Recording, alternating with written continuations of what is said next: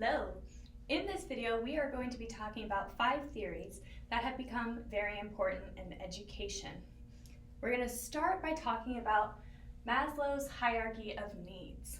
This model was developed by Abraham Maslow in 1943, and what motivated him to create such a model was his longing to discover what motivated humans and basically the pursuit of human happiness. Like, what is the path people take to become happy? And so this model wasn't initially started for education purposes, but it has been used in the field increasingly, and people have found a lot of success in it. So let's just start talking about it. Our bottom level, our basic, most foundational need is called physiological.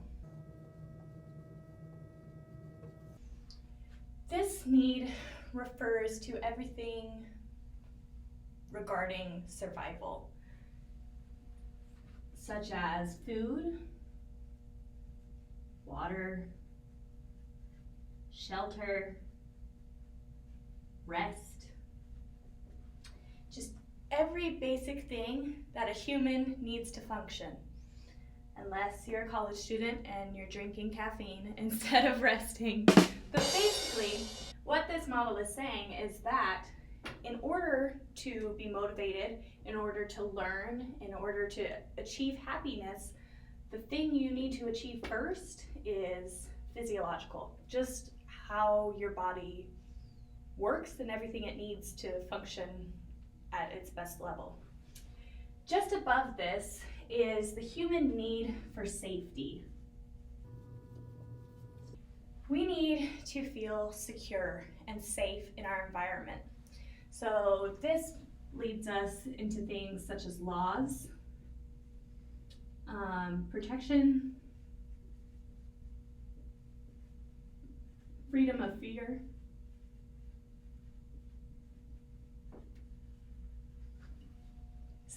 what you need to feel secure. And when you group these two needs together, the first two levels, they make up your basic needs. And these are our base of our pyramid, so we achieve these first before moving up into our higher levels. Our third level is actually love. This is the human need for interpersonal relationships. This means friends, family, co-workers, any kind of relationships that you need in order to feel happy and loved. So it's the feeling of belonging, acceptance, trust, and friends.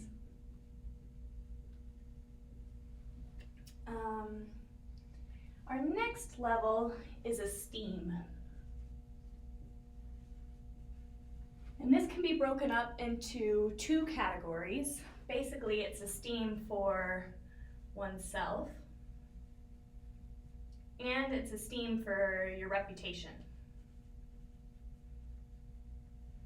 Basically, what other people think about you. So in order for you to function your best and to feel your greatest happiness, to be the most motivated, to be able to learn your best, you need to love yourself. You need to have some esteem. And you need the feeling that other people feel the same way about you also. And when you group esteem and love together, they make up your psychological needs.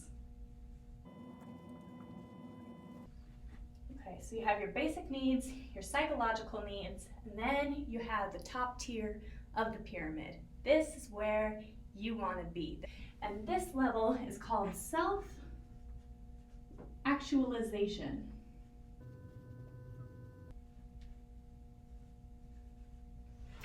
And at this level, this is where you achieve your full potential.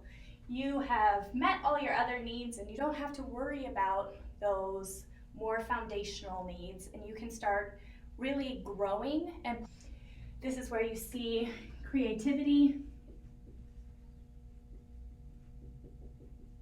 and growth, and individual. When we're comparing the other needs to the very top tier, we see a pretty stark difference because these four bottom are all called deficiency needs.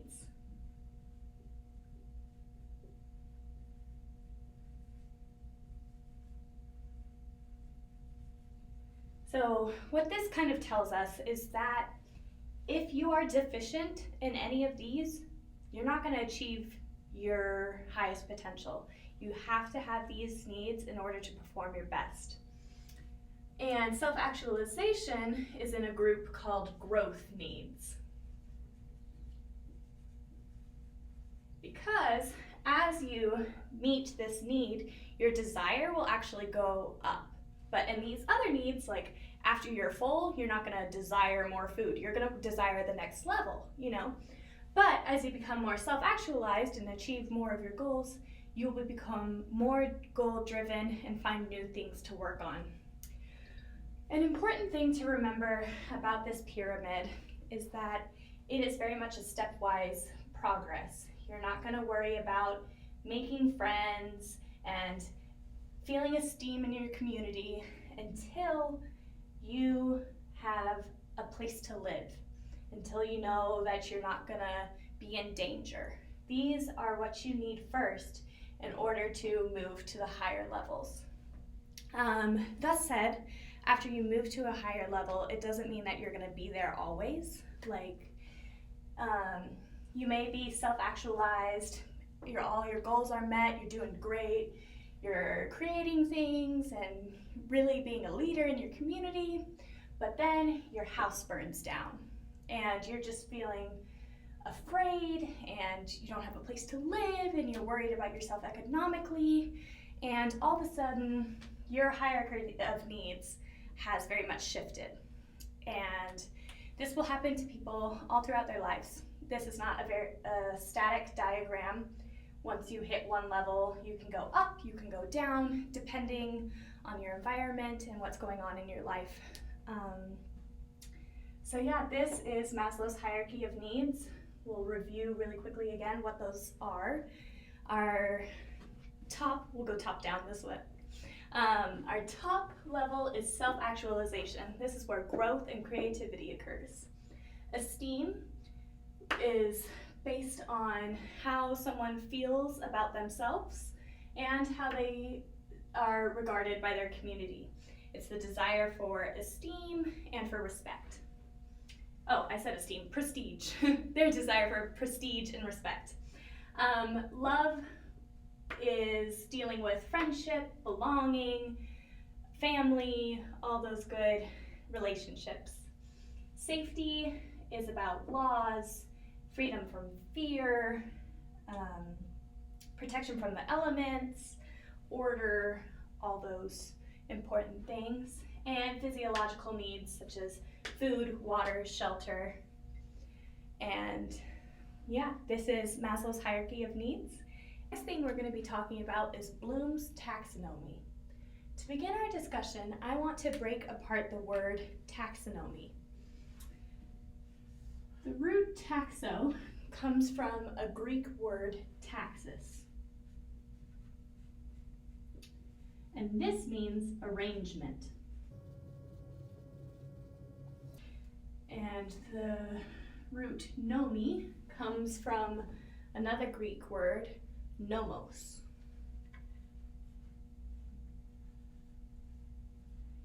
And this means science. So basically, the word taxonomy means the science of arrangement. To Bloom's taxonomy, this is how we organize learning. Basically, different education goals are given an assignment based on their grouping. And this grouping moves from most basic to most advanced, similar to Maslow's hierarchy. Let's discuss this hierarchy now. Okay, our most basic tier or level of learning is remembering.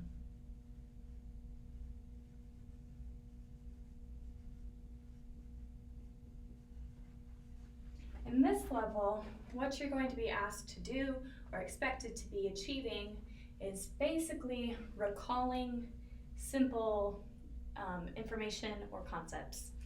So the objectives for this level will include things like list, identify, define, basically just simple goals that have you restating what you have just learned.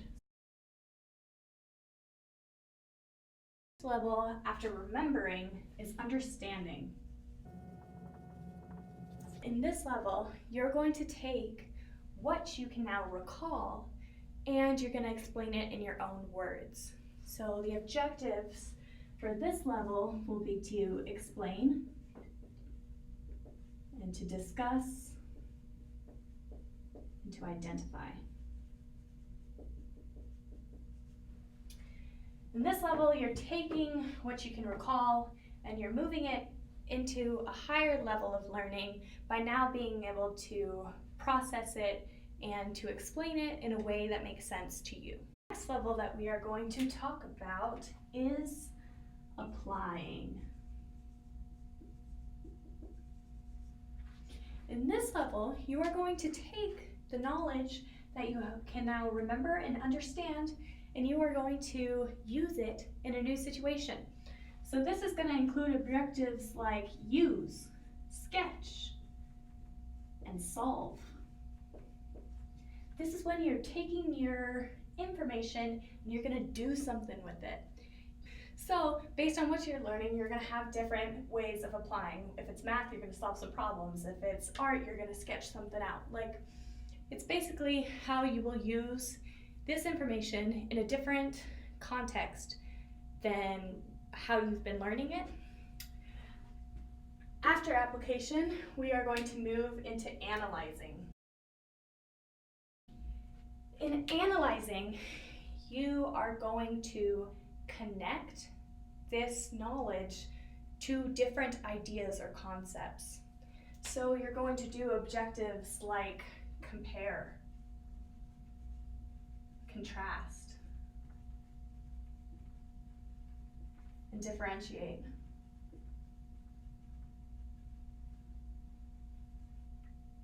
As you analyze things, you're moving into a higher level of skill. As you analyze things, you're connecting this new information to either previous learned information or other new information. But basically you're tying strings through lots of different subjects, which creates a stronger learning. After you analyze things, you move to evaluation. And in evaluating, what you're going to do is defend a position. Defend a position or a claim.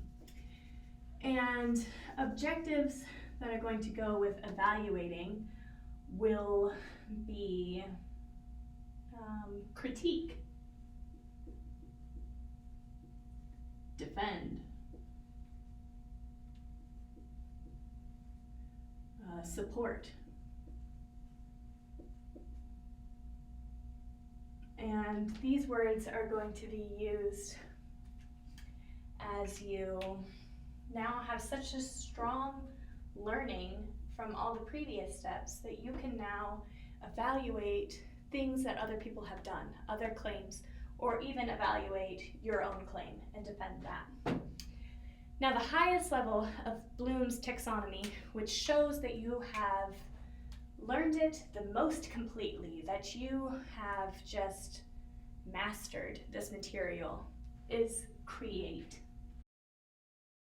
Objectives that go along with creating will be to formulate, design, construct. And a variety of other objectives, but basically in this level, you are moving away from everything else that either people have shown you, things that you have read, things that you have learned, and you are now going to take this information and make something completely original, something that is your own and that came from your brain, and this is what shows that you have truly mastered and learned the material. Something important to remember about Bloom's taxonomy is this base of remembering. This little star here will represent a checkpoint. In order to move into any of the higher levels, you have to have a basic understanding, and that is here in the remembering level. You have to know at least some of the information you need in order to move into these higher levels. Bloom's taxonomy is important because not only does it help teachers evaluate where students are in the learning process, it's helpful for teachers in creating lesson plans because they know that these are the goals that they want their students to achieve. Eventually, we want to get them to this creation stage, but that's going to take a lot of work progressively moving through these lower levels. You've got to start here to be able to get there. It's a process where you build on things, and this process isn't always like a step-by-step motion like Maslow's hierarchy is. This way, sometimes you can do applying and analyzing at the same time, or you could switch it up and you could evaluate before you analyze, but mostly you build upon each other with these as helping, like, they give you the basics, they give you the foundation to be able to move into the next level, but it's not always quite such a stepwise process. Next theory that we are going to look at is Piaget's cognitive stages. So back in the time of Piaget, intelligence was viewed as a very concrete thing. It didn't really change. You were either smart or not smart, and that's just the way that it was. But Piaget noticed by interacting with his nephew and other children that in reality, children just thought different than adults, and that they weren't less intelligent, they were just thinking in a different way. And this led to the development of cognitive stages, basically a progress which through humans go in terms of their thinking methods. Cognition's basically just a bigger word for thinking. Let's just go into the first stage, shall we? The first stage is sensio-motor, and this is ages birth to about 2 years. And during this stage, children are learning through their 5 senses. So basically, taste, sight, sound, smell, and touch. I think that's all of them. Those are what the children learn through. By sensing their environment, they are able to think it through and come to new conclusions. And during this stage, there's also a lot of learning through movement and action, which you can kind of see from sensio-motor. It's about the senses, and it's about motion. This is how they learn. And during this stage, curiosity is a huge factor in the learning process. And it basically, the curiosity and their senses of movement is how young kids think.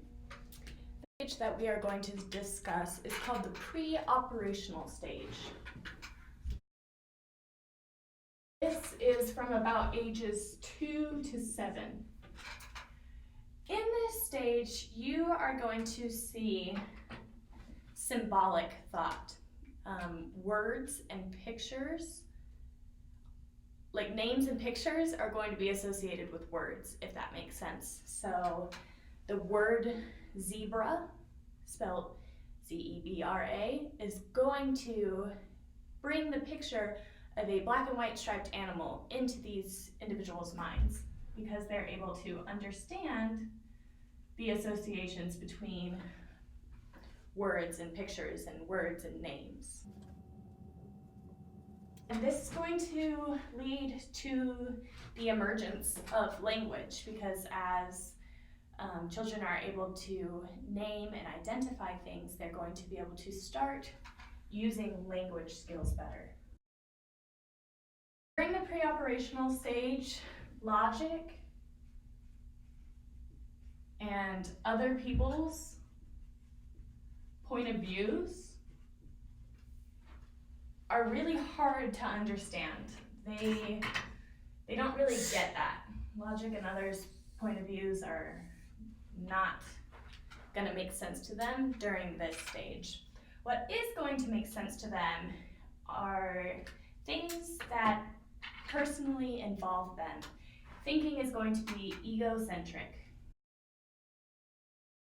Most of their thinking is going to be in very concrete terms. We're still going to avoid the abstract, just thinking very concretely about things that affect them. And during this stage, you will see a lot of pretend play. The next stage that we're going to be talking about is the concrete operational. And it is typically ages 7 to 11. And this stage is where we see the emergence of logical thought. But this logical thought is going to stay very concrete. It's going to be actual concrete things and events that they are going to be thinking logically about.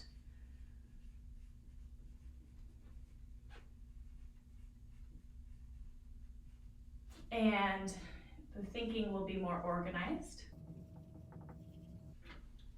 In the concrete operational stage, you will start to see the law of conservation making more sense to individuals.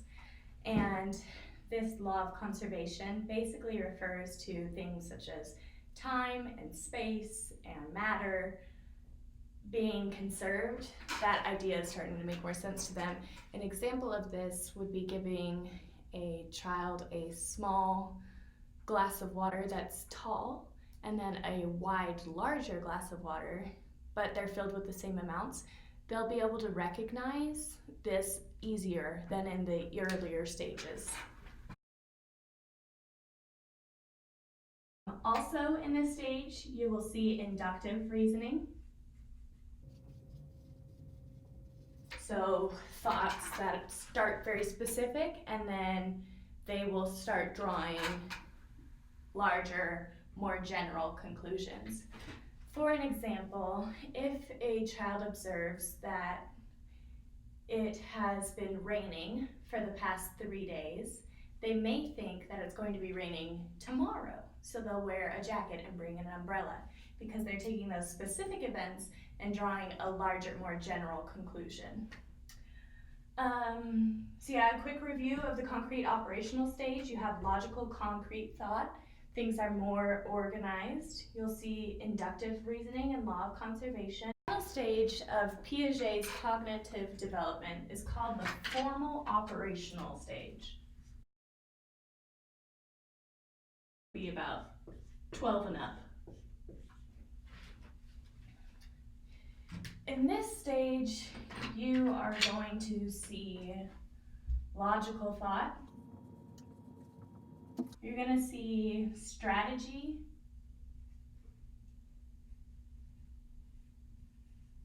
and reasoning.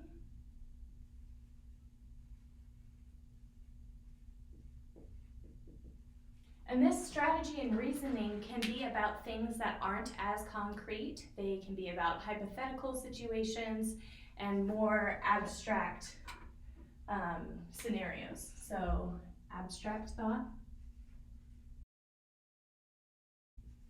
And this is going to start involving things like religion, ethics, morals, politics,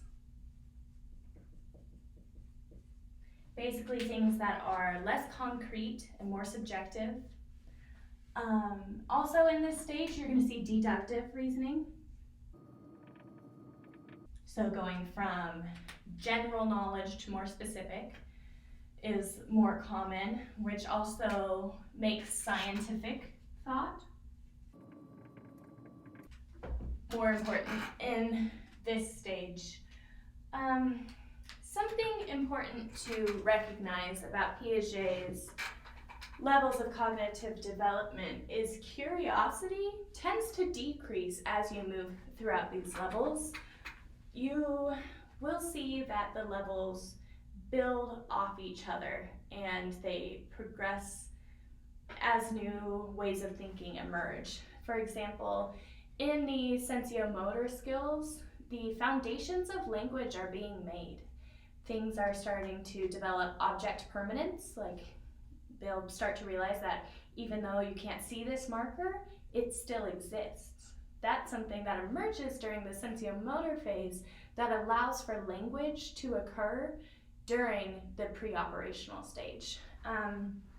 So this just shows how differently our mind works as time progresses, as we make new connections with the world around us and as we form different pathways in our minds. Piaget showed important categories that aren't exactly always at, straight at 12 years, you're gonna become this very deductive person always thinking about politics and things like that. It's not exact. People may develop quicker or more slowly based on things in their life, especially factors like drugs and alcohol can slow down this progression through the cognitive stages. And for education, it's important because teachers can recognize how the minds of their students work and be able to teach more effectively to these processes. The next theory that we're going to be talking about is Kohlberg's stages of moral development. This was created by Lawrence Kohlberg in 1958 in response to Piaget's theory that he published. Piaget concluded that humans went through stages of cognitive development, and Kohlberg decided to use similar stages of development, but this time about morality. I want to begin by discussing these two vocab words. Reasoning. Reasoning is the logical thinking processes individuals use to make a decision. Morality is the set of principles that humans use to decipher between right and wrong, good and bad. What this has to do with Kohlberg's stages of moral development is Kohlberg wanted to see how the reasoning behind morality changes throughout an individual's lifespan. How do we move from a more simplistic level of morality to a more complex morality development? This is what we are going to be discussing. Kohlberg's first stage is called the punishment/obedience stage. And this is for the age level of infancy. During this stage, there is no difference between doing the right thing and avoiding punishment. That's the only reason people have behind morality when they are babies. So a kid who is very young is going to be doing the right thing so that people don't punish him. And he's going to avoid doing bad things because they result in negative consequences. This is as simple as it gets in this level. The next level that we have is self-interest. And this is about toddler age. In this age, decisions are made in order to receive the biggest benefits for yourself. The right thing is what gives you the best outcome. That is all you are caring about morally. It is how your decisions benefit yourself. In this second level, individuals are starting to move away from punishment and start looking for rewards. They want to do good things so that they get a reward. That is the basis in this level. The level that we're going to be discussing is conformity and interpersonal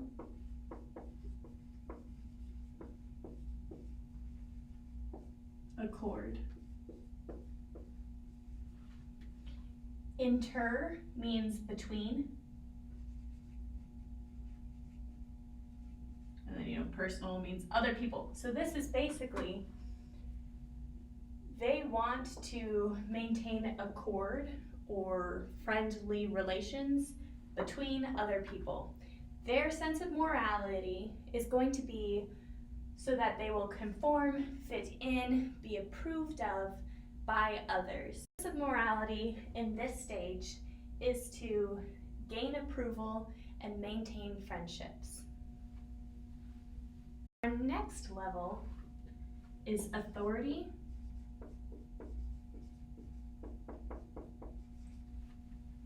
and social order.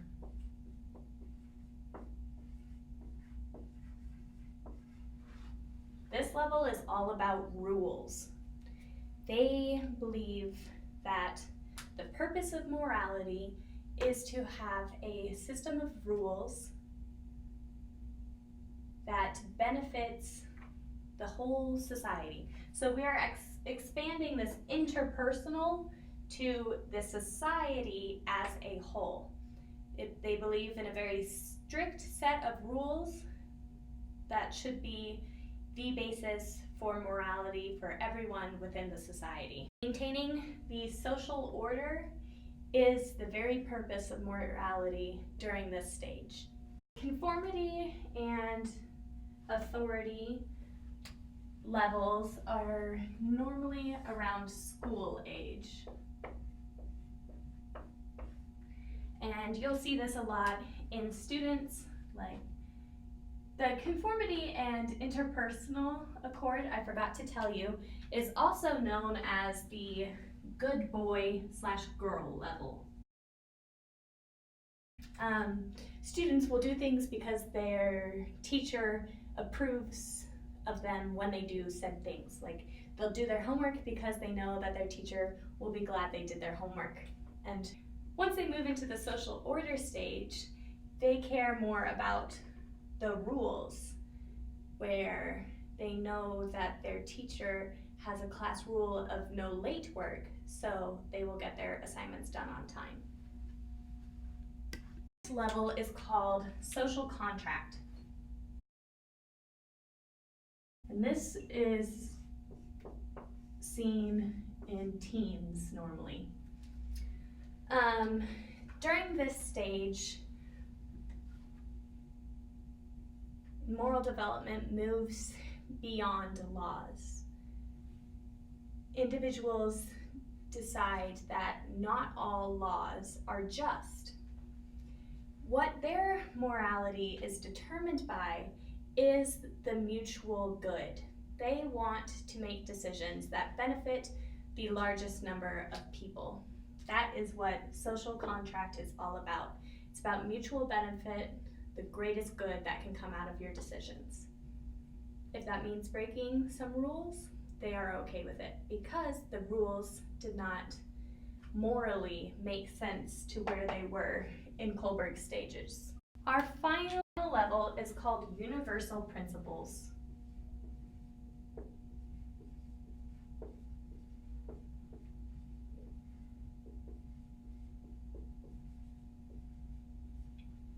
And you'll see this in adults.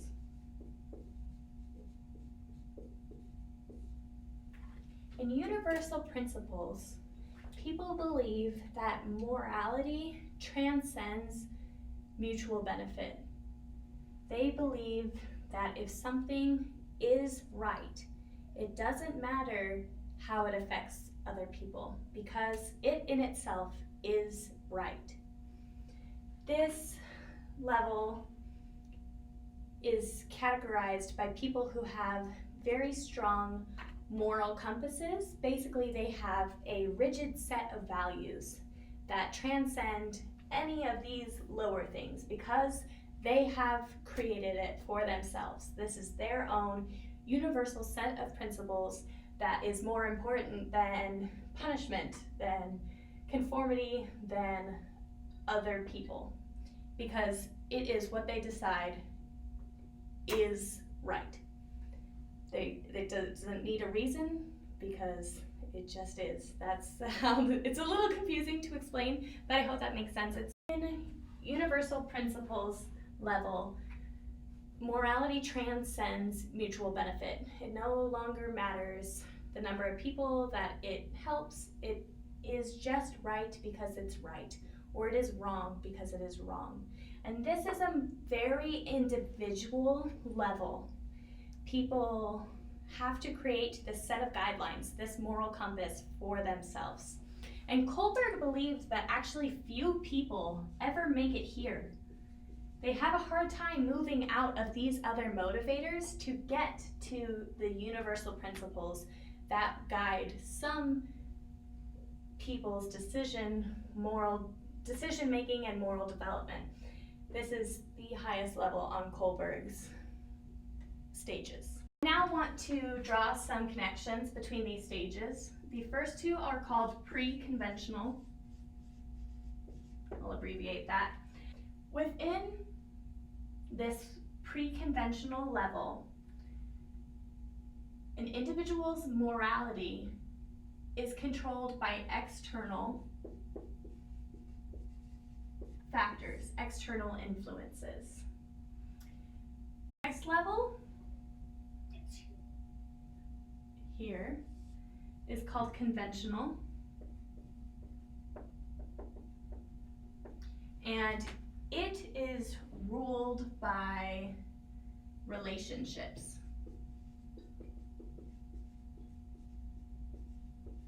This is ruled by how morality links between yourself and others. And the last two are post-conventional.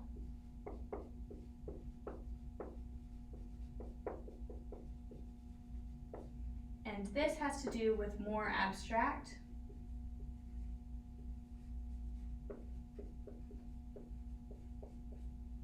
principles that determine an individual's morality. And these are Kohlberg's stages of moral development. The theory that we're going to be discussing is Howard Gardner's multiple intelligences. Harvard psychologist Howard Gardner believed that our view of intelligence was too limited. He claims that there are 8 different kinds of intelligences. And although as humans, we all possess some of each of these intelligences, we all have our strengths in these. Some of us are better at the first 3. One of us is the best at number whatever that is. But each of us are different and have a different spectrum of these different types of intelligence. I want to break down each of these intelligences. Our first is verbal linguistic.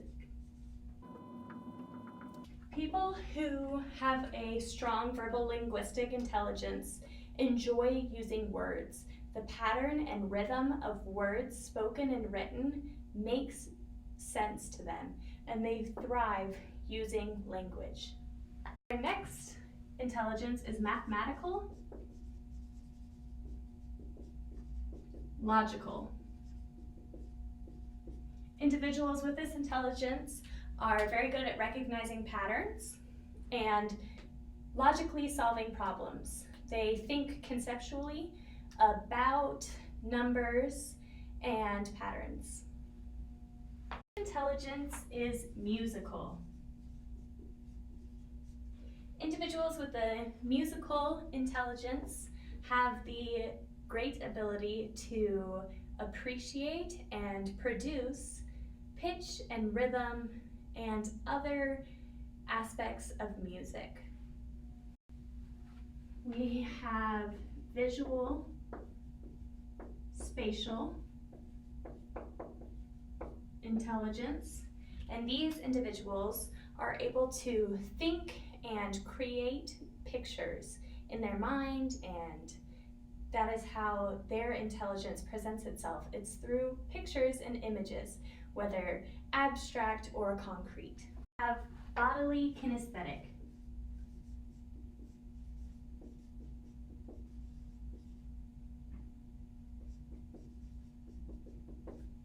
This intelligence includes people who have the ability to move their bodies effectively and perform actions in impressive ways. We have interpersonal,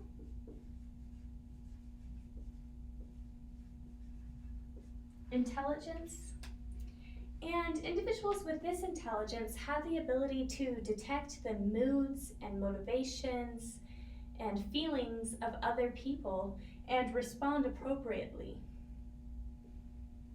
As we discussed earlier, inter means between. The naturalist intelligence includes those people who have the ability to interact well with nature. They understand nature, they understand and can categorize plants and animals, sunlight, water, pollution, all those things that deal with nature comes naturally to these individuals. Lastly, we have the existential intelligence. This includes those people who have the sensitivity and capacity to tackle the big questions like, why are we here? Where are we going? Why is there such thing as death? These kinds of questions about our existence are some people's strength to deal with. I've gone throughout this list. I'm sure some of these intelligences have reminded you of some of the skills that you have. As teachers, this is important in education because if we recognize that intelligence is not one thing, we are able to provide more assignments and recognize the achievements of different kinds of students. Obviously, visual spatial is not my greatest strength, as you can see on this board, but we all possess some of these skills. This is a controversial theory, not accepted by everyone, but it is popular among quite a few. In this video, we learned about Maslow's hierarchy of needs, Bloom's taxonomy, Piaget's cognitive stages, Kohlberg's stages of moral development, and Howard Gardner's multiple intelligences. Thank you.